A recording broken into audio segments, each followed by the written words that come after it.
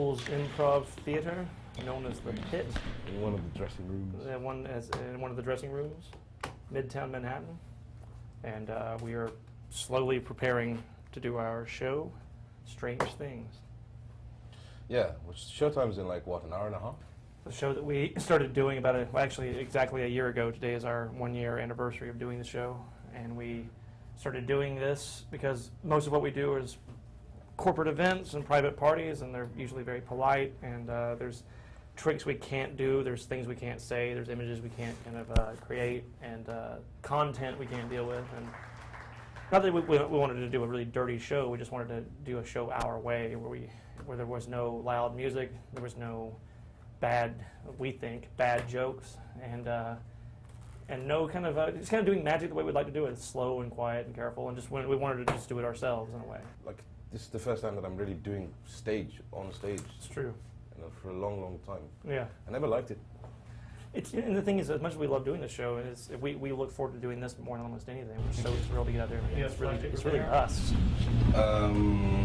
Yeah, first routines. I get flash paper. Yeah, flash paper. I have cigarettes. I have lighter. I have lighter.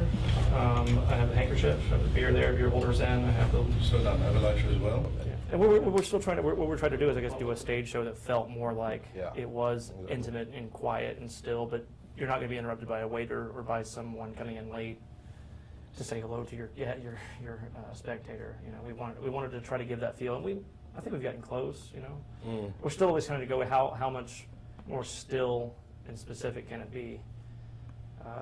That was the idea of doing Strange Things. It's quite sharp, yes? Mm-hmm. It's not a needle, but it's a spike actually. It's not even a nail. Okay. Thank you. Would you like a mint? No, thank you. It's polite to ask. And then we started writing a couple of brand new routines just for the show. 2, I guess, all in all now. The mouse and then the gospel piece. Yeah. It'll be those 2. Yep. The ideas are bigger. The ideas are bigger, and it has to be a bigger trick. It has to be one that has more physical substance or more plays to a larger crowd. But in some ways, I find you write for close-up anyway, but you have these openings that if someone says something to you, you can go with that. Or if you need to stop, you can. So you have this way of writing close-up that it's a bit more flexible. In this case, we're probably not going to be interrupted. We're probably not going to have someone shouting. They might, and we can deal with that, but it's much more formal. We're trying to have that balance of it being conversational, but also controlling the audience and keeping control of them and keeping this rhythm and it feeling like a show and not just 2 guys up there, dicking around and going, thought I had to do this thing. Because our scripts, the close-up, are almost always written as a dialogue. We anticipate the fact that people are going to talk. That's correct. Right? Yeah. We want them to. You said that really well. Thank you. Thank you. I mean, it's funny. Some of the pieces we do in this are close-up pieces we've moved to the stage, which is not always a great idea because it still is a small trick in a bigger venue.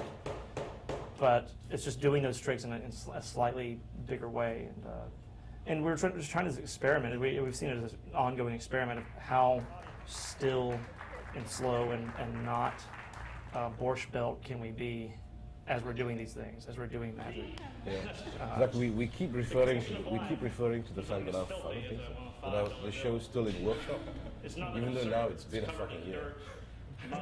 Saliva. It's also, I mean, doing something with 4 hands is one thing, but also you can say more things as 2 people than you can as one, which sounds obvious, right? So one Sunday, 25 years ago, an 8-year-old boy saw his first ever magic trick. But it's true. Like, I mean, there's a piece in the show that's a trick with 3 ropes. We do it and talk about gospel magic and being in church and everything, which is all from his life. Because I never really went to church, but he did and grew up in the South. But the thing is, he can't do the trick and he can't say those words because then the whole thing will just fall apart. Because I'm doing the trick and he's talking, it becomes this kind of two-person routine. It's really kind of a one-person routine. Yeah. So what's best and worst about working with me? Didn't really answer the question at all. No, not at all. It was really great where you went with it, though. I know, really I know. The metaphors you fell into. He's tall. He's a tall guy. It's a good thing, I suppose.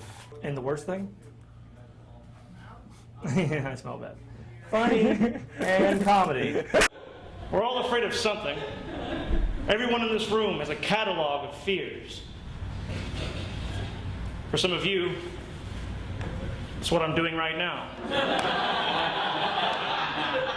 You know, speaking in public. Yet for others, it's the invasion of personal space. I mean, our personalities are very different. We agree on ideas and everything and what we want to say, but our personalities could not be more different. You know, like what Matt says, we fret, but he frets more than I do. Oh, I fret, generally yeah. speaking, Very much more than I do. But it's funny though, where I see if we mess something up, like, oh, well, we now know that can happen. That'll never happen again. We'll get it right the next show. Right. Prakash, something goes wrong, like a thing that he couldn't help, like a mechanism fails or something, or just something goes wrong. He's inconsolable for a good 20 minutes. He's inconsolable, just pissed off, angry. Which he doesn't really get angry. He doesn't really get mad. He doesn't really get mad in real life about other things that I get mad about. But he gets mad about that, and it's sincere anger. And it's like, I'm like, but you know, there's another show coming up. We'll get it right. So it's fun seeing how we deal with the trials and tribulations of performance, live performance, and also too, he's seen some of the things that I've been dealing with in the past years, being on stage more and though I know you have been on stage, it's been a long time, of you walk out in front of that audience, and the thing you've been rehearsing that you know, your body just knows how to do it, your hands do it. You walk out in front of that audience, and it all goes to hell. Just falls to fucking pieces. You know? He's been watching that happen. If I would always come off stage and be like, God damn it, why that didn't work? Why didn't that work? He's like, oh, it's fun, man. But then now that he's on stage, he's like, yeah, it's a real pain in the ass how the audience changes everything. The thing you think you know, whatever's in the air, or whatever you're so in your head and listening, and you're afraid because they're not laughing or not, you know, you're aware of every move you make. Yes. I have a marker pen, box with Altoids in my pocket here. After that, we go into the mouse. So I go back here, I take everything out of my pockets, I take the mic off, put it down. Yeah.